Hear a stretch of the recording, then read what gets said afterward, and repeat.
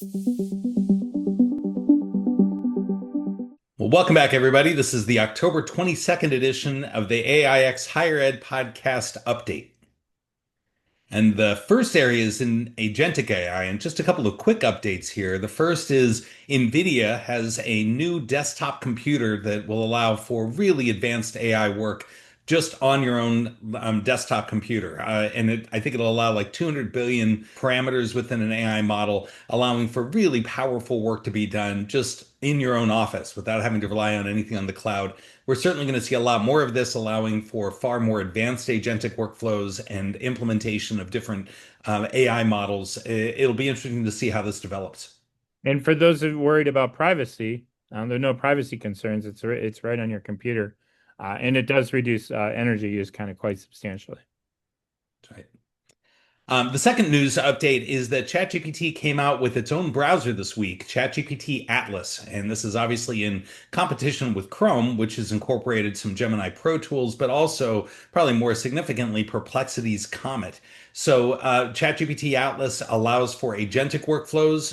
Not only does it feel like you're logged into ChatGPT and then you're exploring the web through that as a browser, but it also allows you to pull it up and have it take agentic action, autonomous action within the browser. Now, I've already seen some concerns about what this might mean for privacy concerns or people being able to break in and be able to take action within your computer because it's then attached to Google Drive or other drives that you might have. So there's certainly some security concerns, not only just for this browser, but for any agentic browser. But this is something, as we mentioned before, we're going to see more developments in this area. Agentic browsers and incorporating agentic workflows into desktop programs like this, I think, is an obvious next step. We're going to see it just really ramp up pretty rapidly, I think. No, and it's just a way for them to keep you in your ecosystem and build out that kind of digital assistant that everybody wants. Or And what having played wants around to with it just in a really a superficial level at this stage, you can already see that it does make it a lot easier. You're able to have it take actions without having to take additional steps. And I can see really getting used to working with that kind of a workflow. Now, for ethics, there was one very recent development that we definitely wanted to bring to everybody's attention. And today there's a new statement on superintelligence from the Future Life Institute, and they've put out previous statements in the past about how we have to slow down AI. And this statement is unique in a couple ways, I think. One is, they're kind of just trying again, right? Like we're getting closer, to kind of super intelligence. And now some people say, oh, that's a hype statement. And it is if you define close as like 3 months away. But if you define close as like 5 or 10 years away, most people think we're within that range. And this is a conversation that we need to start having now. And, even within narrow intelligence, so it exceeds our abilities in a number of ways. And you can feel that if you use the systems enough and you can see the progress. And, they're really just asking for two things. One is there should be a scientific consensus that it's going to be done safely and controllably. And, that scientific consensus, it's only going to be so much. Like there's never going to be a guarantee that it'll be completely safe or completely controllable, right? AIs are grown, they're like your kids. You raise them the best you can. There's only going to be limited. There's not 100% solutions to issues of controllability, but I think a lot of people feel that right now that we're kind of not really in close. And then the second part, which I actually think is more important, is the public buy-in. And it's a little bit vague there what they say, like buy-in, what like buy-in we everybody wants super intelligence. I doubt that. But it to me, it's like at least more public awareness. That's what I struggle with. There's so little public awareness of this, so little public discussion. A lot of people are completely in the dark. I heard a statistic on a podcast yesterday that said 20% of people in the US don't even know what ChatGPT is. So the whole world is kind of being changed, not just without their consent, but without kind of their involvement at all. And the one other thing I want to point out here, and I don't know when you took the screenshot, sometime pretty recently today, but it has 21,000 signatures. And a difference between this and the previous letters is that the previous signatories were kind of leaders in the field, and we already see a lot of leaders in the field here. That's one thing. And we also see a lot of pretty diverse pe people and like political ideology. There's some real conservatives like Glenn Beck signed it, and you have other people who are more politically liberal. I would say a lot of the world's leading AI researchers have signed on to this, but then anyone can sign on to it. Teachers, professors, some people just some I saw students signed it, and I think that'll really help raise awareness. I hope they get a lot of signatures, even if it's only for the purpose of raising awareness. What's really compelling about this is the way they frame it is that when we think about what does the broad scientific consensus mean about doing it safely, what's pointed out in the literature is that, and coming from this letter, is that there is pretty much a broad scientific consensus that superintelligence has a real likelihood or a chance of leading to human extinction or extinction level threats. So, that idea of broad scientific consensus, even if it doesn't mean that it would necessarily be safe, the point being that many of the people working on these technologies and working in AI are saying, yeah, there's a chance that it could kill everybody, but they're still moving ahead, full speed ahead, and it's a pretty compelling story to be able to say in an appeal to say that why don't we, stop the development of that advanced level of AI, super intelligence, until there are more safety precautions that are built in. So certainly we'll be following this to see how this picks up in terms of media coverage. And I think Stefan's right, raising awareness is an important element of this. Now, within universities, very quick update here for universities and then K-12. The first for universities and coming out of EDUCAUSE, Druid AI, it came out with a comprehensive agentic AI platform that'll be useful not only in the classroom, but also for a lot of the workflows within higher ed. And we'll see more platforms that are developing this way, more specific use cases. And this is something we've talked a little bit before in other updates, is that while there have been a lot of AI developments, very few of them have been really prepared for specific applications, such as workflows in administration of higher education. We're going to start seeing more of that happening, and certainly looking for more announcements like this. Also in K-12, there was a really interesting study that came out talking about some of the downsides for students with rising use of AI in schools. This is a pretty recent survey and this was published in October 8th in Education Week. But looking at some of the other complications and downsides, such as difficulty in students developing relationships with teachers, alienating individuals within the classroom, and also pointing again to really incredible levels of usage by students, and without any guidance or awareness as to how that should be done appropriately or responsibly. That's obviously a real concern. Now, we wanted to devote the rest of the time to this week's update to talk a bit about an experience that we had this week at the AI and Liberal Arts Symposium that was hosted this past weekend by Connecticut College. We both attended. We presented together in a session on the first day and really enjoyed that. And we wanted to share some of our reflections coming out of that experience. Yeah, and I thought it was great too. Liberal Arts College took a leadership role in organizing the conference, and it was in Connecticut, and there were many liberal arts colleges, leading liberal arts colleges throughout the region that came and attended, and some professors spoke mostly in kind of the liberal arts, and also some people from IT staff are kind of dealing with some related issues, and there were a number of librarians there as well. And we all that's a great place for the intersection of the knowledge. One of the keynote speaker was Lance Eaton, Dr. Lance Eaton, who pointed out he has a PhD, and I think he said three master's degrees, and he's taught at a lot of different institutions of higher education. And he had a number of reflections on it, and a couple of things stood out to me. One is that we can't afford a wait and see attitude with AI, and we still see that oddly a little bit in some places in education. And I think some people are like, well, maybe we won't get to super intelligence. Okay, maybe we won't. That's still a possibility, but obviously, even the AI we have is going to transform the economy, and it's already transforming education. The other thing that kind of stuck out to me is that he really kind of gave a lot of reasons why students are using AI, right? Like there's convenience. They're not being judged. They can learn a lot. Some people will say, well, it still hallucinates, but okay, maybe it'll have some errors in it. There are other ways to correct for that.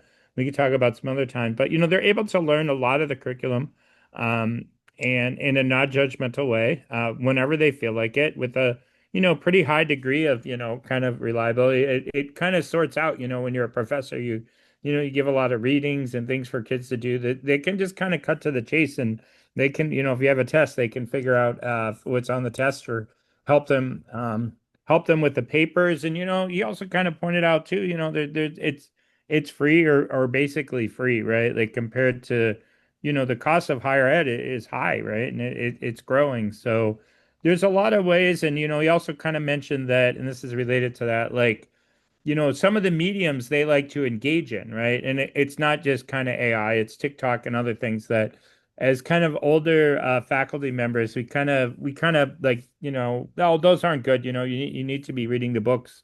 You need to be reading these old books. We kind of look down on the way they learn. And they can learn in these other ways now. They don't need us the way they used to. And it's going to be difficult. There's definitely a growing gap between the adults of higher ed, especially us older adults, and the students. I think that what resonated a number of ways with what Lance had to say is that it wasn't specific only to AI. There was really awareness of and trying to raise awareness about the what we need to do as educators to be able to provide greater access for students.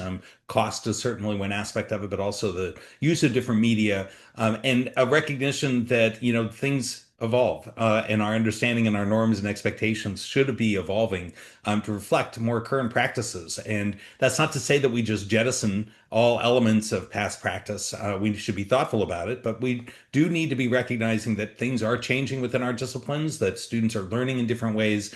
And as long as we're really intentional about those changes, we can retain what it is that we'd like to retain within our current teaching practices.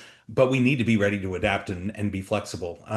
Lance's keynote is something he also shared through his Substack at the beginning of the week. I would definitely recommend going and reading it. I know there were people on my campus. I was in a meeting earlier today, and there were several people talking about it, and some of the issues that he raised, and just how important so many of the issues that he raised are for considerations of AI. Certainly in the liberal arts perspective and context, and that's what we're in, but really for anybody in education to be thinking about this relationship between our understanding of knowledge production, the study and pedagogy, and what AI is doing in terms of disruption, but that it's not alone. There are other changes that are occurring technologically and with current practices. We just need to view AI as part of that. And it's really time that we need to address some of those challenges.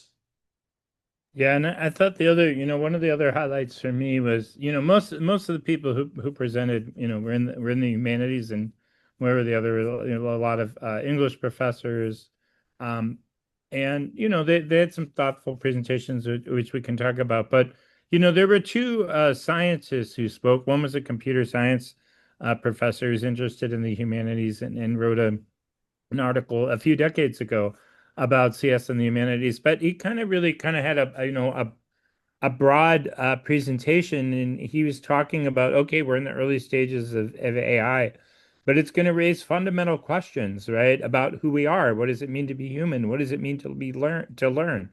What is intellectual property? What's the nature of warfare, of governance, right? That all these things, we're kind of almost kind of entering into a new civilization, and it brings up these broad questions. And then another I think it was a chemistry professor, spoke about all the advances in AI, and how that's leading to advances in stem cells and science and gene editing in particular, and how 20 years from now, the healthiest people will be able to have the most advanced kind of body enhancements. Kind of I was thinking, oh, there's a bionic man, bionic woman, kind of reminded me of that. And there's these really kind of big issues, being raised. And I think in a lot of the, humanities, we obviously a lot of the assessment is still written in written papers, right? And there's a lot of discussion of that, which is important. But there's also kind of these really big, broader issues. And I think that the computer science professor kind of made clear, like,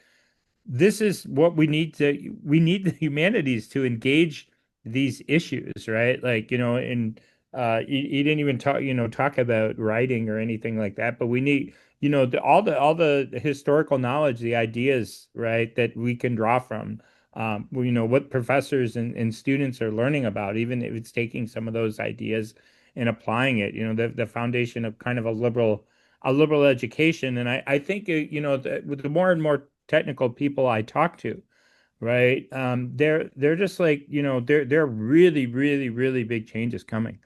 This AI is really, really going to develop.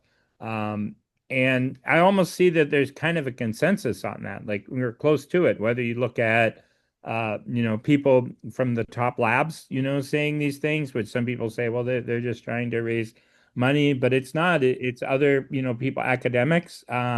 It's people who have this knowledge in this area that I've gotten to know, who are just telling me what they think. They don't have any reason to hype it. They're not asking for an investment or anything. They're just giving their honest opinion. And I see, these just huge questions that kind of need to be addressed. And I'm glad it was raised there. Yeah, I think there are two elements to this that really stand out to me. The first is that, as Stefan is saying, that there is an awareness by some, in this case, these two science faculty members, and there were others representing the humanities that also really understand the change that's already occurring and that's coming, but that not enough people really seem to get that, and it's hard to fault them. I mean, if you don't have time to follow these stories like we do constantly, it would be hard to know. It'd be very difficult to know about some of what's happening because it's happening with such rapidity. There's so many new developments and changes that it's really hard to keep track of them or to really understand the context with which those changes are occurring and what they really mean, what the implications are going to be. And that's what's kind of jarring about is that many of these developments are going to be, it appears to be very positive and could lead to really wonderful outcomes. But even that can be jarring if they're happening so rapidly. And if you're not ready for that kind of change, it can be disorienting. And we need to prepare people for that. And we need to be having honest, open discussions in class about that. Not even necessarily about the use of AI as much as an understanding of AI and developing that AI literacy and fluency so that we know what it is that's happening, what it might mean, and where we go from there. The other point about this that Stefan alluded to at the beginning is this recognition that there is an important role for the humanities and the liberal arts in terms of helping society manage all of this and to be able to understand what to do. And this is something we've talked a bit about before, and that a lot of our work happens to align with. It's not just about AI causing us to adapt, but I think that liberal arts can take a real leadership role in preparing society for this and even leading in some of the developments of AI in roles of ethics and discussions of judgment and evaluation to have a clear understanding of what humanistic inquiry means to us, what we value about humanistic inquiry, about being human, that we need to have those discussions. In some ways, we're just going back to the foundations of the humanities and the liberal arts, and we need to do more of that. And we need to do it within the context of how do we move forward. I think one way to even consider this is just think of this in a very superficial way that AI has been developed and is modeled after the way humans are, it's intended to be modeled after the way humans think and the way humans interact and the way the humans build knowledge. And the interaction, even between AI agents, is modeled after that kind of interaction. So, if nothing else, we need to be able to return to this humanistic inquiry to understand how AI is going to be working. It's not always going to be exactly the same, and it's going to be moving in different directions. But if we aren't clear about our own understanding of humanity and the values of humanity that we think are important, how are we going to be able to manage that with something that's slightly different and that is similar, maybe parallel, and then moving off in other capabilities? There's an important role here. And I was really pleased to see the Connecticut College hosted this because then we have a chance to start having some of these discussions. I'm concerned about that gap. And I think that an event like this helps to be able to bring people together and to be able to raise that awareness. But there's still that gap. And this is with a group of people that were self-selected, that were attending this event. I'm wondering about all the people that were left back on campuses that didn't attend anything like this, that really aren't aware of these changes or the opportunities that we have in liberal arts settings. Yeah, I remember after our presentation, the one person he was a librarian, if I remember, asked, he was kind of concerned that enough people weren't aware of what was happening, right? Including some of his younger colleagues, and he kind of asked for some advice on kind of spreading the word. And one other one I attended, it was mostly some people who worked on different like task forces at their university, right? About kind of preparing for AI. And one of the big things they pointed out was that even some of the resources they originally had were taken away. Like some of them had received like federal grants, even small federal grants, to help with this, and those were removed. And then their universities were also under financial stress because of a lot of things that have been going on. So they lost some of the money. And it wasn't a lot of money. I mean, we're talking about a transformational change across the universities, and it was mostly like professors or a few people in administration who had like taken on another role for little to no compensation, trying to make suggestions to steer an entire university, and those resources were taken away. And some fear, a little bit of it, kind of it's like a little bit existential, right? Both in terms of kind of replacement. Okay, maybe it's not going to be like all or nothing. It's not like all of a sudden all the students are going to leave and choose to learn with AI. But there are becomes a cost competitive alternative. University tuition. I mean, with room and board can run $100,000 or close to $100,000 a year, but they're also kind of being squeezed, as we've talked about on other podcasts. By the demographic cliff, there's this little more animosity towards universities. There's oddly, unfortunately, a kind of an opposition to the humanities, right? We've seen humanities programs, at Syracuse and some other universities being cut, where and it's really kind of the humanities that we need right now. So I think universities are facing a lot of challenges. Oh, the other one I meant to mention, somebody said they're getting a lot of calls from prospective students and parents about what the university is doing about AI. All right, if I decide to go to school here in 4 years, am I going to be ready for the AI world? And, obviously in some cases, there's people are doing some things, but not everywhere. I should mention I was reading an article today. It was actually about that statement, and somebody at Temple is teaching an AGI class. I'm like, oh man, I'd love to be part of that. I'd love to be part of that class. They're taking it beyond the AI class. So stuff's happening, but it's hard to retool a university and in a constrained fiscal environment in a few years for a whole new civilization. When you're largely, I mean, obviously people have been studying AI for a while, like the professor, right? But I mean, th those people are rare, right? And even in a computer science department, most people have not been working on artificial intelligence, let alone the intersection of the humanities and artificial intelligence, right? So even just people who are understand all that can help people, or even just help use tools. There's a limited supply, right? So they're tackling some pretty big challenges. So thanks to Connecticut College for hosting this. We enjoyed it and encourage people to seek out more of these. And as I was talking with colleagues today, there are more and more AI conferences being announced, and I don't think there are enough still. But I encourage all of us to go and continue these conversations, to be able to continue to raise awareness. And it doesn't have to be transform the entire curriculum at the beginning or change the university. Everything we can do to be able to raise awareness for students, for our colleagues, to be able to start to implement some of these practices and to start the discussions is all a move in the right direction. So I'm fairly optimistic that there's a lot that can be done and that we can get done. But sometimes it does appear pretty daunting. It's overwhelming at times. All right. Well, Thanks. that's everything for this week. Thanks, Stefan. I appreciate this. I enjoyed it. And we'll do more of these where we'll maybe instead of just talking about updates, we'll also maybe delve into another topic and discuss other developments in that area in more detail.